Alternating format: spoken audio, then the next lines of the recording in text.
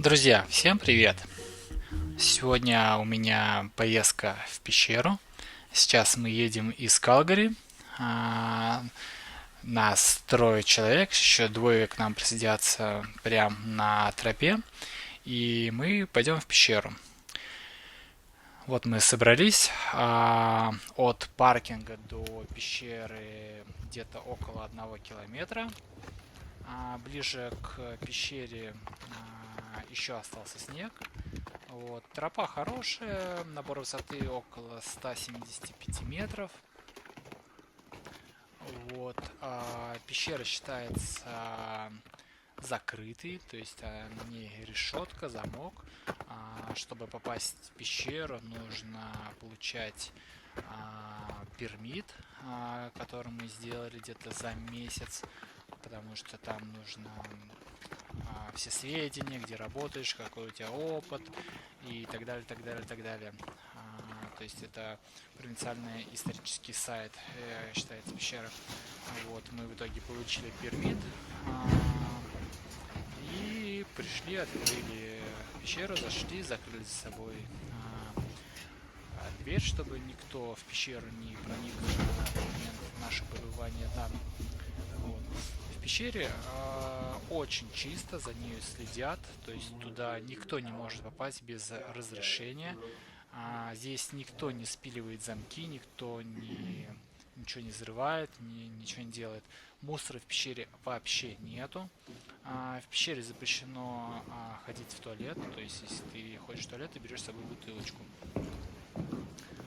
Также в пещеру водят туристов, вроде бы Canmore Cave Tour водят туда людей.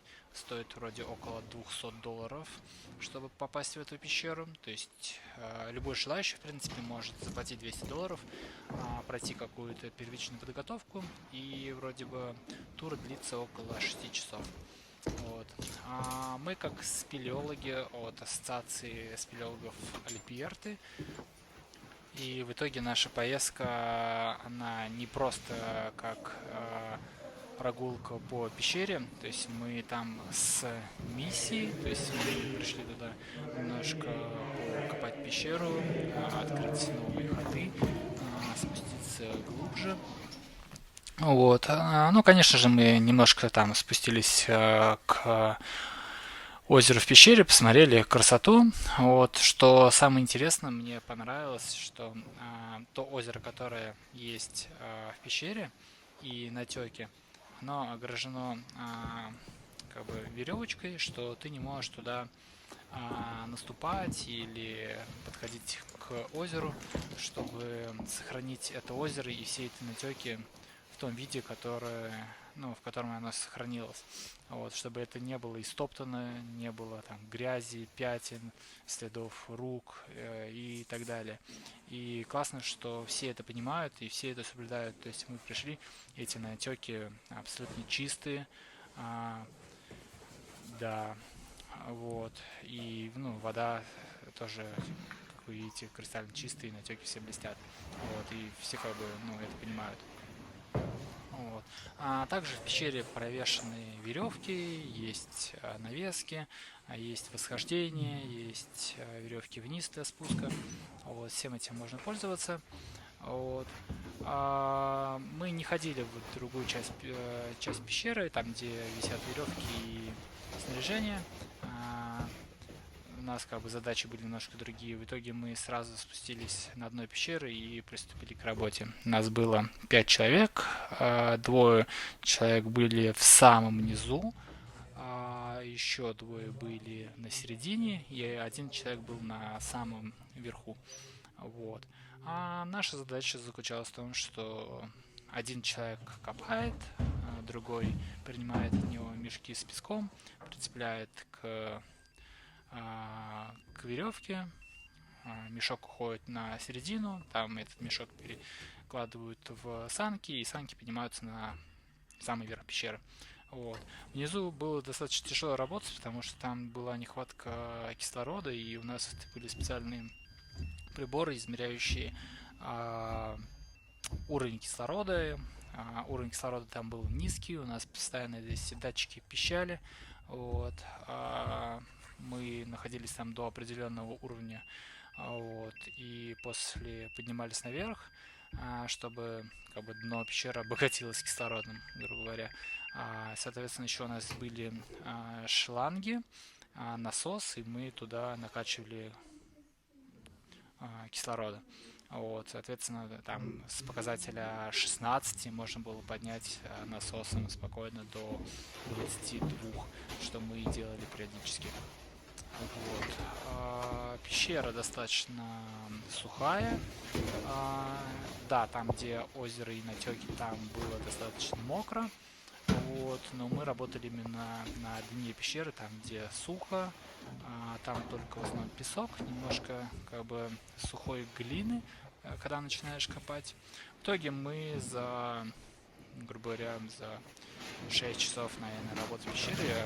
Всего мы, наверное, часов 8 были, учитывая наш обед.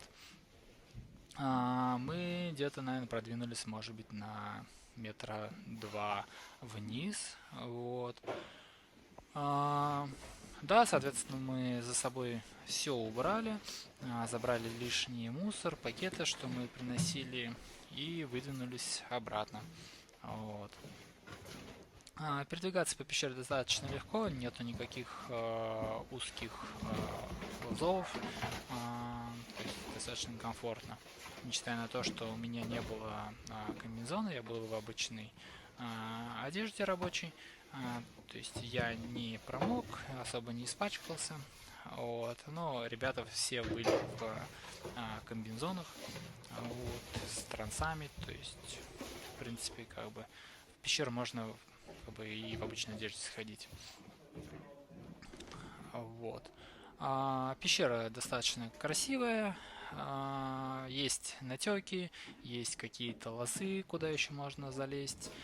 Скорее всего, они все изведаны. Вот здесь есть восхождение, которое тоже при желании можно взять с собой полный комплект и подняться.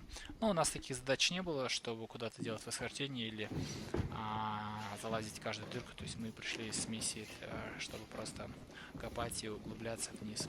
Ребята этим занимаются уже достаточно давно и много очень прокопали и продвинулись вниз. Вот. Возможно, не так часто, возможно, не так быстро, как они хотели бы, но тем не менее, вот последний раз они вроде были где-то месяц назад или два, но не эти ребята, а другие. То есть у нас в нашей ассоциации спелеологов Альберты периодически организовываются такие вылазки. Вот. И ходим в пещеры. К выходу мы добрались достаточно быстро, переоделись и пошли вниз. В пещере мы были где-то около 8 часов. Вот. Обратный путь от пещеры до паркинга занял у нас 1 километр, где-то минут 10-15. Ну и, соответственно, до дома ехали около часа. Вот. Так что всем, кто любит пещеры, я очень рекомендую. Это безопасно и интересно. Вот, возможно, детям туда нельзя, потому что там нужно как-то передвигаться по веревке. Вот, а взрослым вполне это доступно, если у вас есть какой-то опыт передвижения по пещерам. Ну и опять же, как бы есть специальные организации, которые вводят людей туда за денежки, которые делают какой-то сначала инструктаж, выдают комбинезоны, снаряжение, все объясняют, и, соответственно, вы можете сходить.